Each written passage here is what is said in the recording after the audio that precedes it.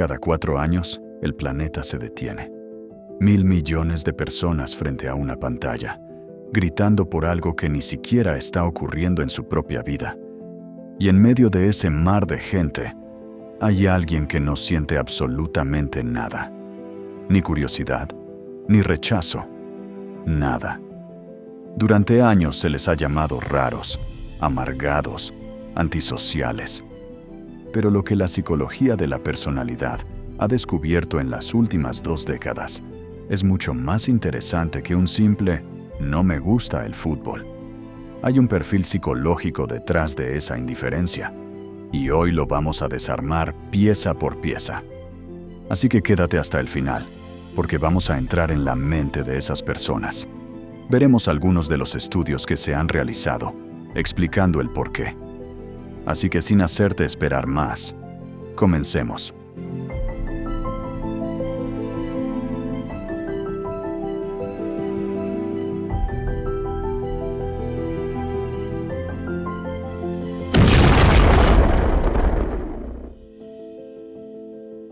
Durante más de 20 años, psicólogos del deporte intentaron encontrar la fórmula exacta de la personalidad de un fanático.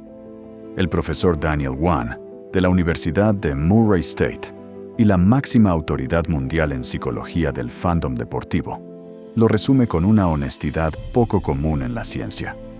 Después de décadas de investigación, no existe una receta única. Si entras a un estadio con 200 personas, vas a encontrar prácticamente todos los rasgos de personalidad posibles representados ahí dentro. Pero en 1995, Wan dio un giro inteligente a la pregunta.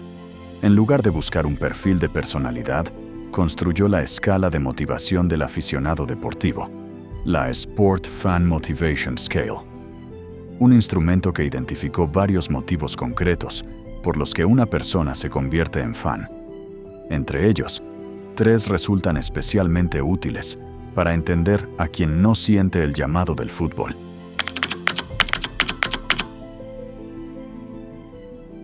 El euestrés, es decir, la excitación positiva de la incertidumbre del resultado. La autoestima, ganar a través del triunfo del equipo. Y la afiliación grupal, esa necesidad de pertenecer a algo más grande que uno mismo. Esto cambia completamente la pregunta que debemos hacernos. No es ¿qué tipo de persona es fan?, sino algo mucho más preciso. ¿Cuál de estos motivos satisface el fútbol? ¿Y qué pasa con la persona que ya tiene esos mismos motivos cubiertos por completo en otra parte de su vida? Porque si el euestrés ya lo obtiene en su trabajo, si la afiliación grupal ya la tiene en otra comunidad, si la autoestima ya está resuelta en otro escenario, no es que le falte algo, es que el fútbol simplemente no tiene nada nuevo que ofrecerle. El primer perfil es el de quien ya tiene resuelta la necesidad de euestrés y autoestima por otra vía. El euestrés es esa forma positiva de estrés que activa y energiza a una persona. Es lo que siente un fanático en los últimos minutos de un partido cerrado, cuando el cuerpo libera cortisol y adrenalina ante la incertidumbre del resultado. Pero esa misma activación fisiológica no es exclusiva del fútbol. La psicología de la búsqueda de sensaciones, un concepto desarrollado por Marvin Zuckerman, muestra que las personas difieren en cuánta estimulación necesitan para sentirse satisfechas, y que esa misma descarga de cortisol se puede obtener de un proyecto laboral de alto riesgo, de competir en otra disciplina, o incluso de los mercados financieros. Hay algo más. Investigaciones recientes en neuroendocrinología han empezado a estudiar la oxitocina en espectadores deportivos, la misma hormona vinculada a la confianza y la cohesión social, y han encontrado sincronía en el ritmo cardíaco entre aficionados que comparten la experiencia en vivo. Es decir, parte de lo que un fanático recibe del fútbol no es solo emoción individual, es conexión fisiológica compartida con otros cuerpos a su alrededor. Y la autoestima, ese motivo donde el triunfo del equipo se siente casi como un triunfo personal, también puede construirse en otros escenarios.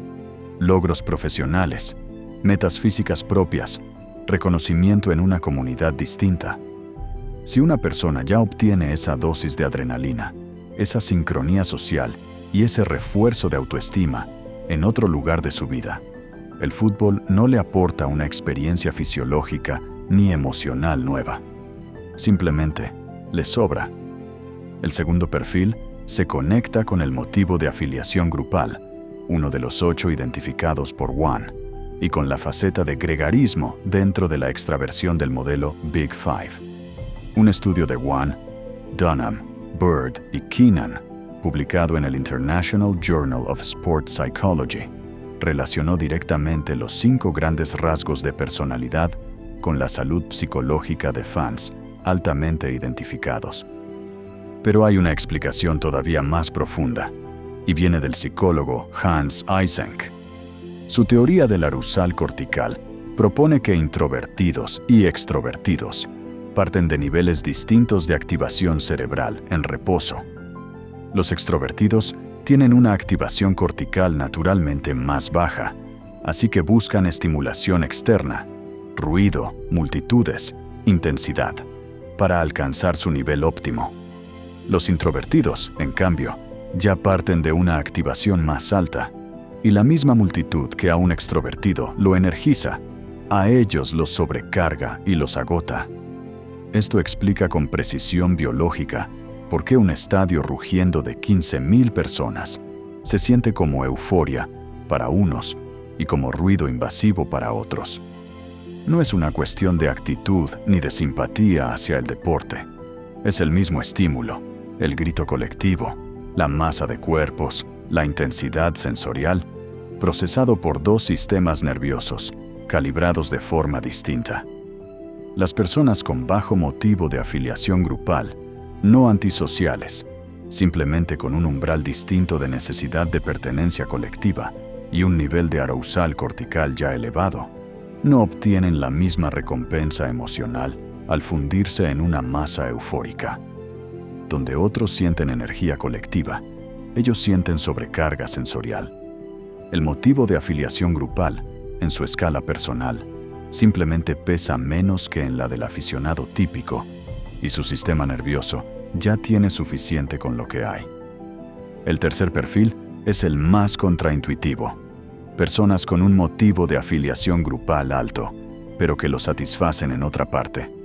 Videojuegos, fandoms de series, comunidades de un hobby específico, política, religión.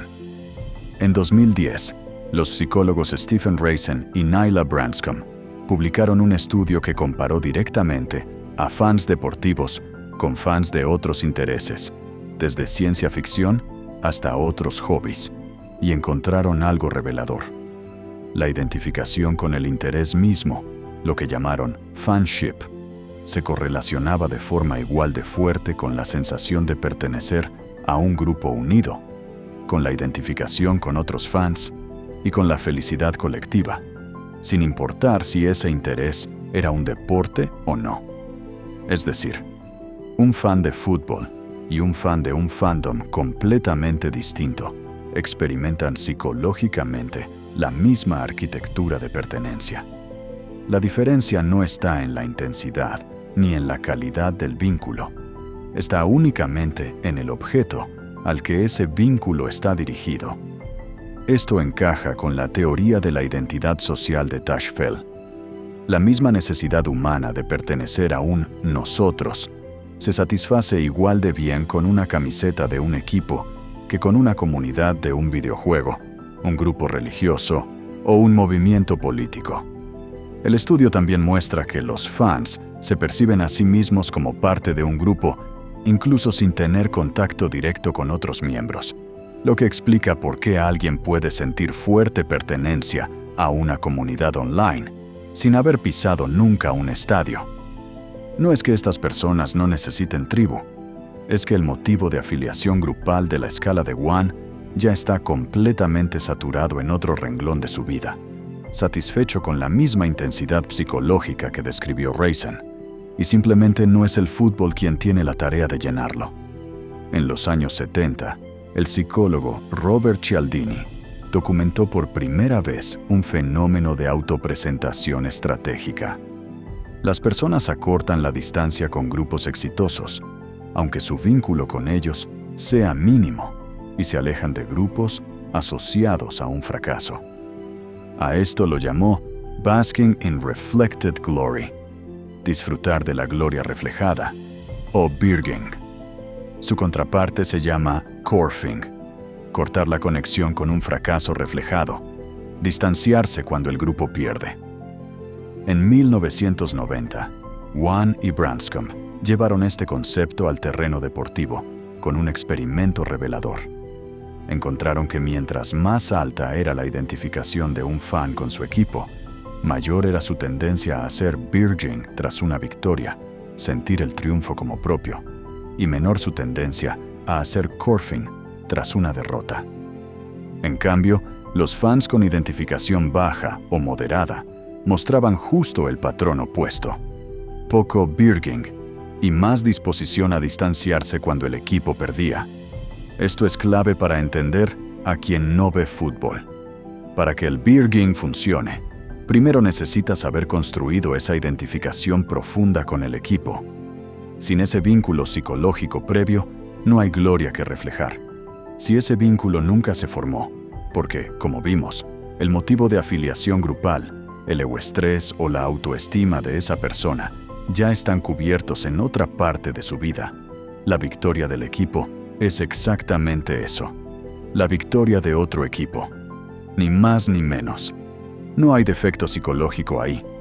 Simplemente, el mecanismo que Cialdini describió hace 50 años nunca tuvo el material, la identificación, que necesita para activarse. Lo que la ciencia muestra, perfil tras perfil, es que no ver fútbol no es ausencia de personalidad. Es presencia de otra arquitectura psicológica completa.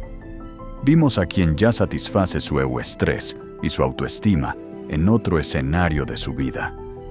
Vimos a quien tiene un sistema nervioso calibrado por Eysenck para buscar calma en lugar de multitud. Y vimos a quien ya encontró su tribu, su motivo de afiliación grupal, en términos de Wan, en un lugar completamente distinto al estadio.